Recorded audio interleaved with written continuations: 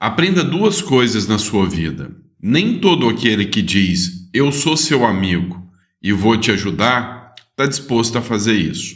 A Globo contou que Bolsonaro saindo e Lula voltando com bons piques, a coisa se resolveria. Não é bem assim. Uma notícia terrível acaba de assolar a Globo. E eu sei que você não vai ficar tristinho com isso, mas eu vou trazer essa informação para você. Pois é, você viu o título aí, Malafaia tá preso. Saiba uma coisa, nem toda prisão tem grades. Algumas prisões são espirituais. E sabe, o Malafaia está demonstrando muito bem que está preso nessa prisão espiritual, nessa prisão que se manifesta em diversos tipos de cela diferentes. Uma delas pode ser a cela do ego, do rancor, do ódio. Nós vamos falar um pouquinho sobre isso aqui, nós vamos entender todo esse contexto aqui, tá bom? Então não esquece de curtir, compartilhar e se inscrever. Isso é muito importante pra gente, tá bom?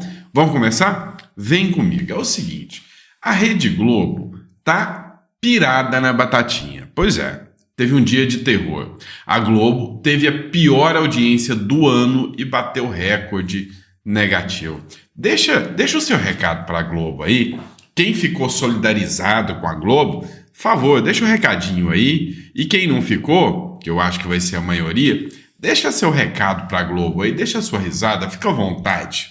A Globo registrou a pior audiência de 2024 no último sábado. A novela Cabocla bateu o recorde negativo histórico da edição especial. E a reprise do último capítulo do remake de Renascer teve o pior desempenho do folhetim.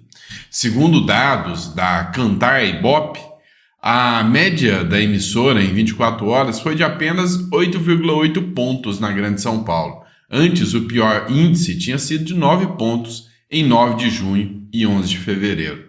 Em sua segunda semana de exibição, Cabocla registrou apenas 8,3 pontos, assumindo o posto de recorde negativo na edição especial criada em 2021.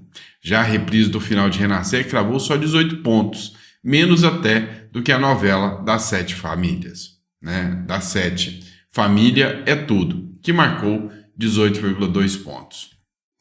Gente, a Globo, ela contou, e isso aqui é uma providência, vamos dizer assim. Ela articulou tanto, ela fez tanto mal para esse país, mas tanto mal para esse país. A Globo é uma instituição que ela é responsável por grande parte dessa disseminação dessa agenda woke, né? O jornalismo da Rede Globo é um jornalismo tendencioso, é o que a esquerda costuma falar, né? Jornalismo marrom. Pois é o jornalismo marrom porque parece aquele negócio que você joga no vaso mesmo, né? Então, assim, realmente, eu acho que poucos, mas pouquíssimos indivíduos no Brasil ficam tristes com a notícia dessa. E a Globo está colhendo o que plantou. Por enquanto, o Pix estava indo. Só que o Lula não vai dar Pix para uma empresa que ninguém mais está dando atenção. Se você observar, hoje as pessoas querem autenticidade, né? É igual a mim. Tem gente que me xinga, fica bravo, mas não sai daqui. Porque sabe que eu sou autêntico. Tem vídeos meus aqui, se você for olhar, tem 50 vezes mais visualizações do que vídeos da Globo. E eu só tenho um computador, uma câmera e um microfone para poder me comunicar com vocês. Essa é a diferença. Mas autêntico, todo mundo sabe que eu sou. Até demais tem hora, né? Aí tem hora que até eu passo. Eu admito, tá? Mas vamos lá. Demorou para eles perceberem o óbvio, né? O Estadão, ele entendeu que não pode ir no caminho da Globo. O Estadão está começando a ter agora uma visibilidade maior, porque está falando a verdade. Tudo que o brasileiro procura é só a verdade, nada mais do que isso. O brasileiro só está em busca da verdade. E a Globo se perdeu há muito tempo na premissa básica, que é trazer a verdade para o cidadão. O Estadão se perdeu, mas nunca é tarde para recomeçar. O Estadão viu que ele precisa ser uma voz que critica as coisas erradas que estão acontecendo no Brasil. E é isso que está acontecendo. Então, ultimamente eu ando gostando de ler as matérias do Estadão. Nem Lula deveria ter convidado Moraes para posar do seu lado no 7 de setembro, nem o ministro deveria ter aceitado. Olha só, eu estou gostando de ver uma matéria só porque ela é óbvia. Vocês entenderam a que nível o jornalismo chegou? Eu estou gostando da matéria só porque ela é óbvia e diz a verdade. Lula não podia ter convidado Moraes, Moraes não podia ter aceitado. Lula é um político que precisa do voto do povo, Moraes é um juiz que não deveria se meter em questões políticas, mas se mete o tempo todo. Está faltando prudência ao Supremo. Pairar acima das lides políticas como a última linha de defesa da Constituição deveria não só ser entendido pelos ministros da Corte, como ter sua missão fundamental, mas também servir como um norte indesviável de seu comportamento. Aí eu te pergunto, é querer muito, né? É pedir muito, querer ouvir só a verdade, ouvir coisas óbvias, como essa matéria do Estadão, e é aqui, é exatamente nesse mote, aqui nesse momento, em que costuma dividir onde o leitor vai buscar informação e onde ele vai passar longe. Então, matérias como o Globo, sabe, tão longe, ó, Gazeta do Povo, Revista Oeste, o Estadão ultimamente anda trazendo umas notícias bem realistas. A Folha de São Paulo, quem diria que ultimamente era chamada de Foice de São Paulo, bateu de frente com Alexandre de Moraes, depois de um ano aí na gestão passando pano para os erros que aconteciam, enfim. Quem sabe, né, a mídia, não vou falar que acordou, mas deu um sinal de vida, né? Vamos lá. Inquérito das fake news completa 2.000 dias sem avançar nas mãos de Alexandre de Moraes. Cara, isso tem que acabar, esse inquérito. Esse inquérito não é só polêmico, ele é absurdo, ele é ilegal, ele coloca questões controversas, né, do cenário político, né, dentro do judiciário. Algo insano. O polêmico inquérito das fake news conduzido pelo ministro Alexandre de Moraes do Supremo Tribunal Federal atingiu a marca de 2.000 dias de tramitação nessa semana, iniciado em março de 2019, fazendo aniversário de 5 anos em 2024, sem motivos para soprar velas. O inquérito foi instaurado sem provocação do Ministério Público e segue sob sigilo sem perspectiva de encerramento. O então presidente do STF, Dias Toffoli, anunciou a abertura da investigação para apurar notícias fraudulentas, denunciações caluniosas, ameaças e infrações que atingem a honorabilidade e segurança do tribunal e de seus membros. Desde então, o inquérito se expandiu, abrangendo investigações contra diversos grupos e indivíduos, incluindo jornalistas, empresários, parlamentares e cidadãos que criticam os ministros do STF. Manifestações populares contra a corte, seja nas ruas ou nas redes sociais, foram consideradas ameaças a integrantes dos magistrados, a integridade dos magistrados. Pois é, pessoal, o Brasil viu, né, sem sombra de dúvidas, uma das coisas que vai entrar para a história como uma das maiores aberrações, né? Um caso onde as vítimas são investigadoras. Como é que um tribunal abre uma investigação, um inquérito para investigar, sem anuência do Ministério Público, crimes contra eles mesmos? Não faz sentido, né? Nunca teve no ordenamento jurídico isso, mas é o Brasil. Vamos lá. Cássio Silvio Almeida. Deputado pede apuração contra Lula. Esse caso do Silvio Almeida ainda vai dar muito o que falar sobre o Lula, né? O Lula tentou contornar, colocando uma ministra mulher negra, mas assim, ainda vai dar muito pano para manga, porque o Lula escondeu. Ele sabia o que estava acontecendo.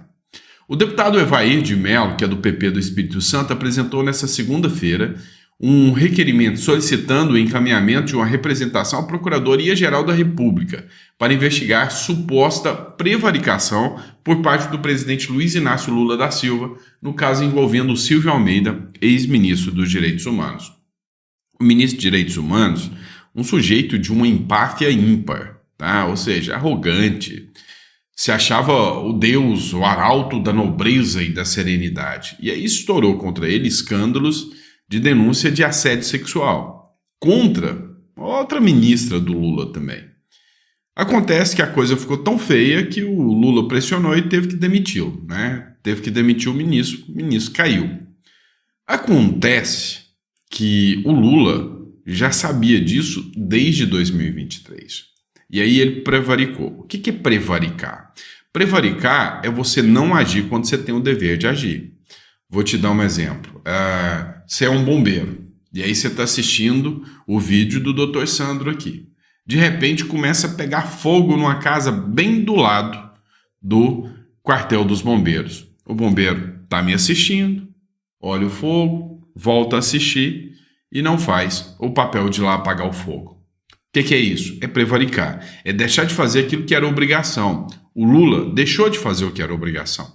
Ele tinha o papel de denunciar e demitir o ministro dele, porque o Lula sabia e não o fez. Então, tem uma denúncia de prevaricação na PGR. Vai dar em alguma coisa? Não, não vai. Você está aqui para ouvir a verdade, não está? Não vai ter nada, porque hoje a PGR faz exatamente, literalmente, aquilo que o sistema está querendo. É isso, tá? O PGR não vai contra o ministro do STF, não vai contra o Lula, e a denúncia é cabível, perfeitamente cabível. Se o Lula sabia e o Lula manteve esse ministro lá, o Lula tem toda essa responsabilidade sobre o ministro. Não tem discussão, é fato, tá? Mas, infelizmente, o PGR vem nessa postura. Já o Supremo, na contramão, né? Gilmar Mendes convoca audiência pública para debater escolas cívico-militares. Debater o quê? O povo quer. Faz uma pesquisa e veja se o povo quer ou não. Deixa o povo decidir. Deixa ter democracia um pouquinho no país. O ministro, se bem que o ministro fez certo, audiência pública, mas é óbvio, né? O povo quer. O ministro do Supremo Tribunal Federal, Gilmar Mendes, convocou uma audiência pública para debater o programa das escolas cívico-militares.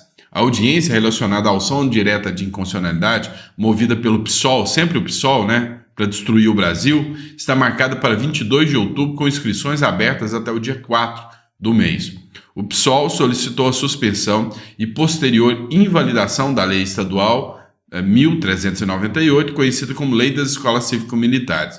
O partido questiona a constitucionalidade da legislação aprovada pela Assembleia Legislativa de São Paulo. É insano, né? Como que essas pessoas elas sentem o prazer, né? O ímpeto de, sabe, ir na contramão do que é certo. É insano. Vamos lá. Vamos falar do Silas Malafaia, que é o tema central do vídeo aqui. Pois é. Olha só o que o Malafaia postou ontem à noite. Amanhã, terça-feira, dia 10 de setembro, mais uma bomba para desmascarar o Pablo Marçal. Aguardem o vídeo. Pois é, o inimigo não é o Boulos, não é a esquerda, é o Pablo Marçal, né? É o Pablo Marçal que é o inimigo, nós temos que desmascará-lo. Isso aqui é uma prisão. O Malafaia está preso. Está preso no seu ego, no seu rancor, né? Porque assim, como o papel do Malafaia nessa postura dele, ele é um pastor que veio não para, sabe, para conduzir as ovelhas, mas para separar as ovelhas. Esse é o grande ponto. E não pode ser assim. Dá uma olhada nos comentários.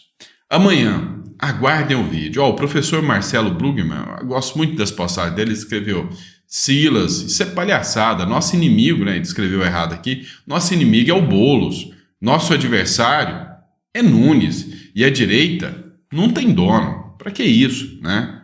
O Michael Sullivan deixou a risada aqui.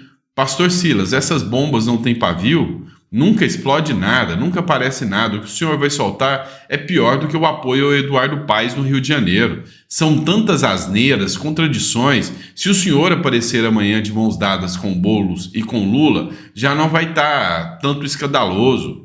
Somos Bolsonaro aqui em São Paulo, mas se bater de frente com o Pablo, vai bater de frente com o povo. Aí pode colocar o cinto de segurança, que as pancadas vão ser fortes nessas suas viagens.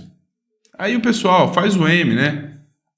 O Robson Faria Vai se converter, irmão. Deixa de confusão. Você não é melhor que ninguém. Um pastor que anda com segurança não tem moral de falar nada de ninguém. Apoia pessoas que sempre defendeu a tirania que acontece em São Paulo. Na época da pandemia, que fez campanha contra a direita, o Tempo e o Senhor no Rio de Janeiro. Apoia o atual prefeito. Que moral o senhor tem? E o pior, covardia o senhor fez no 8 de setembro, impedindo o Pablo Marçal de subir no trio, e o senhor pediu para cortar a transmissão. E sempre sentou na mesma esquerda e agora quer tirar onda. Outro senhor deveria dar exemplo, como o senhor diz que é homem de Deus. O Romanos 13. Senhor pastor, o senhor cumpre, que moral tem para falar de alguém? E aí aqui ele citou aqui um livro aqui, né? Desnecessário, com todo respeito. De novo, pastor, os bolsonaristas decidiram votar nele e pronto, né? Larga de ser chato.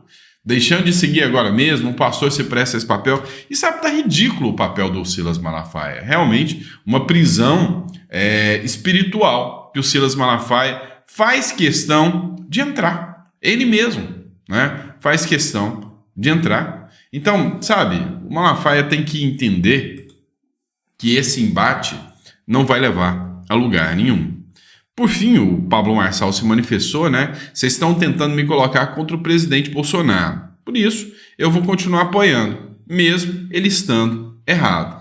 O Marçal falou, olha, eu não tenho desentendimento nenhum com o Bolsonaro, né? Tá todo mundo, e eu percebi isso. O Tarcísio, ontem saiu uma matéria da Veja, e vocês sabem que quando eu falo do Tarcísio, eu falo com o coração apertado, porque para mim o melhor gestor que teve até agora é o Tarcísio. Eu sou fã do cara, tá? Não nego, não. Mas ser fã não é ser burro, tá? O papelão que o Tarcísio está se prestando é deplorável, tá? É deplorável. Afinal, ontem saiu uma matéria na Veja que o Tarcísio tá bravo com o Bolsonaro porque o Bolsonaro não está cumprindo a agenda do Tarcísio dentro do estado de São Paulo. Tarcísio, que ego é esse? Você só tá aí por causa do Bolsonaro. Não, mas o Bolsonaro não tá apoiando todos aqueles prefeitos e com o mesmo afinco que ele deveria estar aqui no estado de São Paulo para que nós tenhamos um estado forte.